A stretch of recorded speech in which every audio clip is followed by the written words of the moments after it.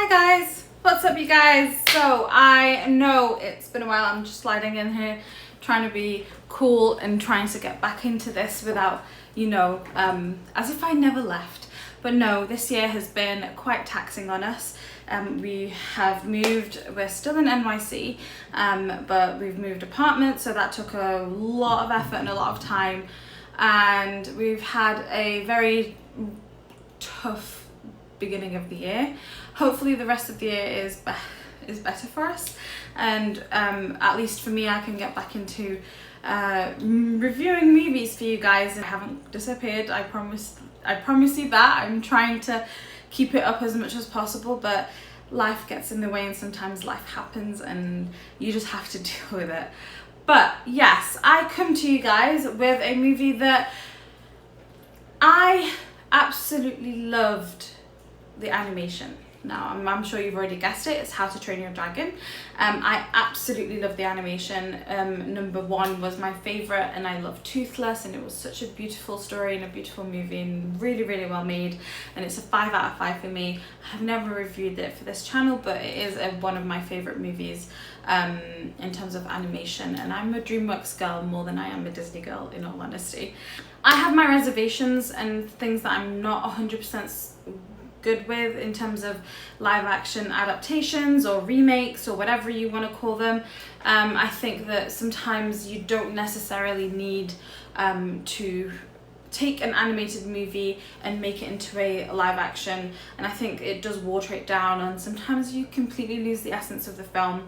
And that was my stance when they first announced How to Train Your Dragon was going to get a live remake. I thought you could never capture the magic, and in all honesty most of them don't really capture the magic, but I have a few different opinions now that I've watched it. With these live action remakes, someone will always want to put their own twist, their own style, their own story, the new additions.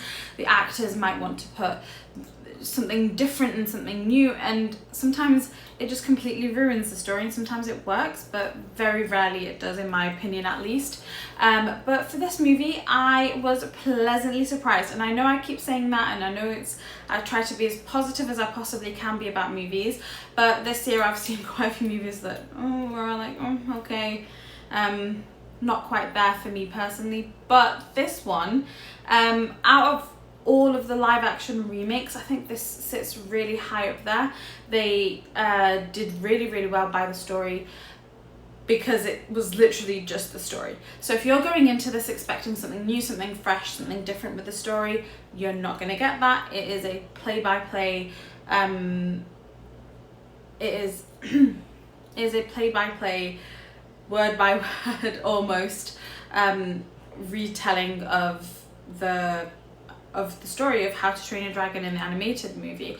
Maybe they added a few things here and there that weren't, but I didn't notice it from my memory of the animated movie, but nothing to change the main story, or nothing to change the arc, or nothing to change anything really. If you love the animated movie, you will love this, I think, because I love the animated movie. And I genuinely enjoyed this, and I enjoyed Toothless and Hiccup just doing their thing, getting to know each other, getting to find out who they are as, partners. I still stand by the fact that remakes still lose the magic of animation. There is a charm, and there's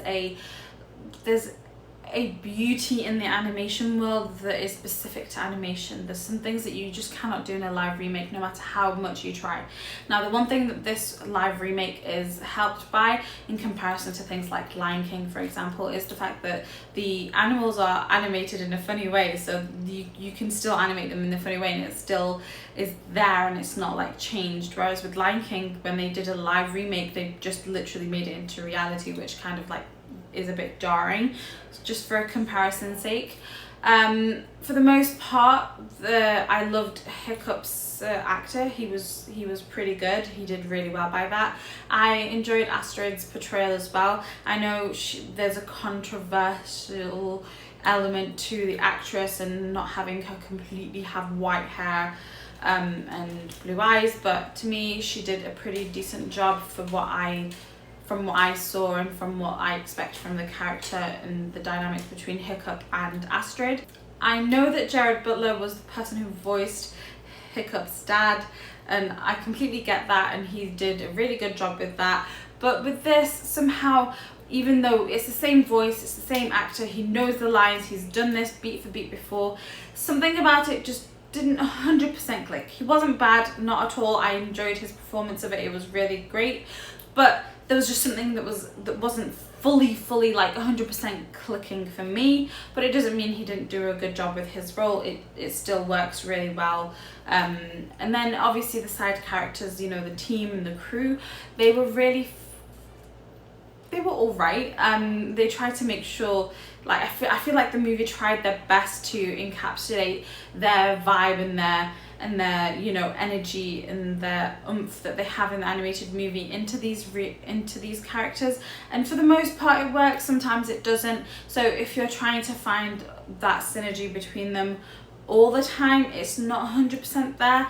Now, for the CGI VFX, whatever you want to call it, for the dragons, Toothless was impeccable. I sometimes genuinely thought he was real, but my head knew he was animated. So I was like, oh my god, it's real, but it's animated, but it's real, and it's Toothless in a real world. So for me personally, I thoroughly enjoyed seeing Toothless, and I'm a huge Toothless fan. I love that little thing. I just want one myself. I genuinely do. Sometimes the CGI does like here and there, but it's not 100% noticeable, and where it matters and where it counts, I feel like it's really well made, and they did a really good job with it. The score is also obviously just taken from the original movie, and if you watch it in IMAX, it was really beautiful to listen to, because the IMAX, I think they used Dolby, but I'm not 100% sure, but the IMAX speakers were really beautiful, and it just like crescendos at the right time with everything, which again, it comes from the original movie, so it's not like they're bringing an absolutely new masterpiece with the score, but the score fits really well with the movie as well. My score for the original film, How to Train Your Dragon, is 5 out of 5. I think the animation is amazing, it's perfect. Whereas for this, it is a 4 out of 5, just because it had some things that weren't 100% there, and also no matter what you do, especially if you've already seen the animation, you will never fully encapsulate the magic and the charm that comes from animation into a live action.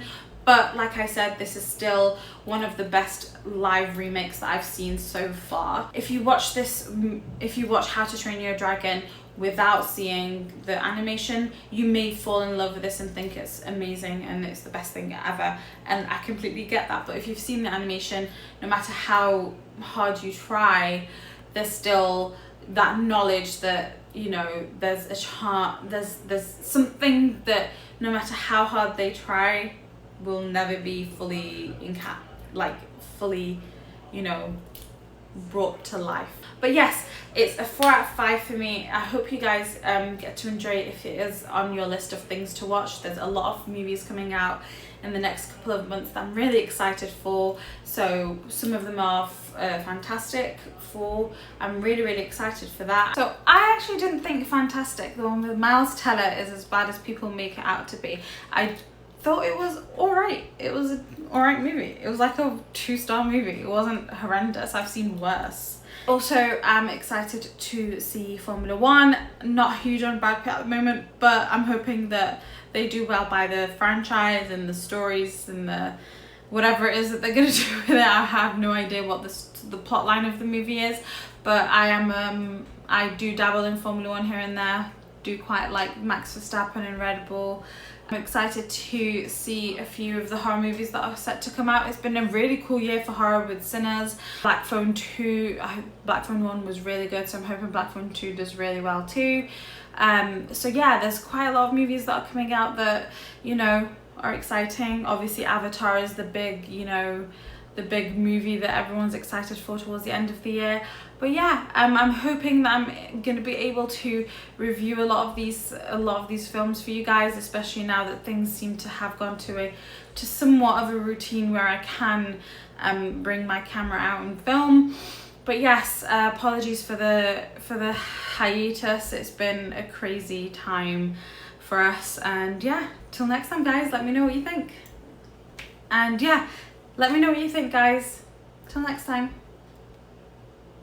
I'll try not to make it another 4 months.